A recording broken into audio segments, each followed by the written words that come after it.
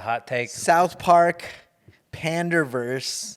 What do you think about this? Trying to hit their diversity quota, like we've been talking about in some of our videos. I think they've been talking about exactly what we've all been thinking.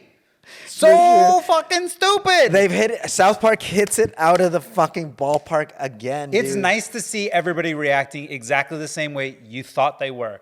Why is this happening? Pandering to the Panderverse. I think it's just time. They did it, and it's time. It's people are waking up. People They're are seeing it. They're realizing they don't like it. They don't want anything to do with it. And hopefully it's enough said. I like the bad done. guys are like when Cartman wakes up from a dream and he's like talking to his mom and he's like, make sure there's no Disney execs hiding under the bed. Yeah, Kathleen Kennedy's not in my closet anymore. Oh God.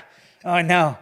She is definitely. All it really takes is one sort of dictator in any one of these borderline monopoly production companies. Yeah. Disney is pretty much a monopoly for children's production. They have Marvel, some of the biggest IPs in the absolute universe that we know.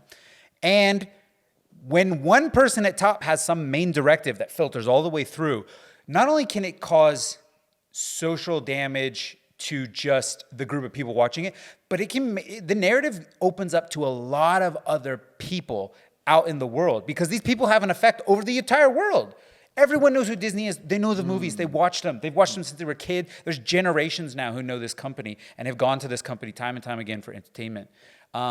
I think we need more recourse for people who make those kind of decisions, and it is deemed by the public that it is wrong. I just think they need to focus back on like good storytelling and good characters and making good movies. Like if you look at some of the old movies 10, 20 years ago where studios weren't really like, yeah, there were box office goals, right? But like now it's just like, God, every fucking movie is literally pandering to an audience. Like, here's the focus group, here's our target audience. This is gonna sell. Remake. But what's actually happening right now is that you can see that there's a huge backlash and people aren't stupid and they're like, fuck, why are you shoving this crap down our face? Like, Hollywood's in fearful. Hollywood. I think they're just out.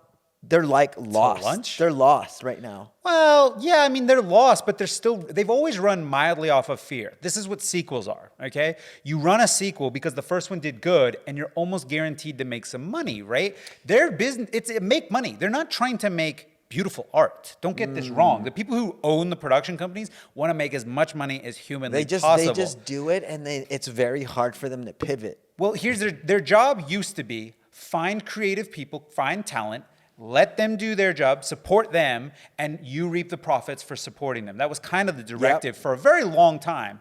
We've now gotten into a monetary inverted model where what is going to have a huge IP associated with it. So toys, theme parks, all this other shit that has nothing to do with the artistic level that is brought with the new genre, IP, the characters, the storytelling. So they stopped hiring those people. We don't have new movies coming out. I mean, we've stopped making new shit and we're doing old shit. I'm gonna blame George Lucas from Star Wars that started all of this stuff. Movies that translated into toys and had nothing to do with the movies, and it just got worse and worse and worse. And then the fandom got. It's like one big thing. The fandom is part of the problem. People buying these tickets are part of the problem. Theaters trying to oversell their prices for movies, is the problem. Hollywood execs is the problem. Like, cinema's in a big, like, it's dead. It's pretty much dead, except for, like, some of these indie films, but, like, most... I hear Lionsgate still does some good stuff. Yeah, Lionsgate. What about that Ginger movie? But 90% of the shit that comes out, and that's why we have all these negative reviews, is crap. It's like, it's not good. Let me just break it down for me. Let me hear me. I'm listening. If this channel started in the 90s, with all the great fucking movies, we wouldn't be bashing a lot of things. We had I wouldn't be as jaded as I am today. Eternal Sunshine. We had freaking Ace Ventura. We had so many great movies that came out, and the story was right, and like everything was good, and has nothing to do with like selling a Jim Carrey toy or like whatever, you know, it had nothing to do with that. It was just good storytelling.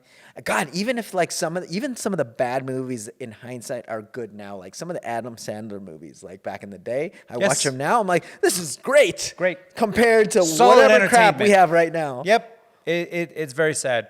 It is a sad state of affairs for sure. I agree with everything you said earlier. However, I would pinpoint it more to corporate greed. And that's without getting into that deep tangent. Yes. Corporate greed is really the main thing. It's not even George Lucas, because it was corporate greed that sponsored it and said now everything has to be like that. You can have a couple brands, right? We all grew up with some toys from shows and comic books that we knew. There was a Spider-Man toy when I was a kid from the comic book. Like, it was a thing. They just stopped all of their art. They said, oh, if it doesn't make us $100 million, we shouldn't even do it. So let's stop making Eternal Sunshine. Yeah, let's stop making The Truman Show. Let's stop making... But those are the good movies that become like actual, classics. like, right now everything looks like the same thing. But they're not catering. You know what? Here's the thing. Like, let's bring it back to Panderverse. You're not pandering to anyone with those creative stories. Yeah. They're challenging ideas. They're introducing new ideas. I mean, some of these go on these mental tangents that really make you have to think through the movie on the other side. Are we headed for Idiocracy? Is that literally where we're going? Is this what we're doing already? Where's the cross? I need you guys to watch Idiocracy and say that this isn't where we're at right now. Electrolytes.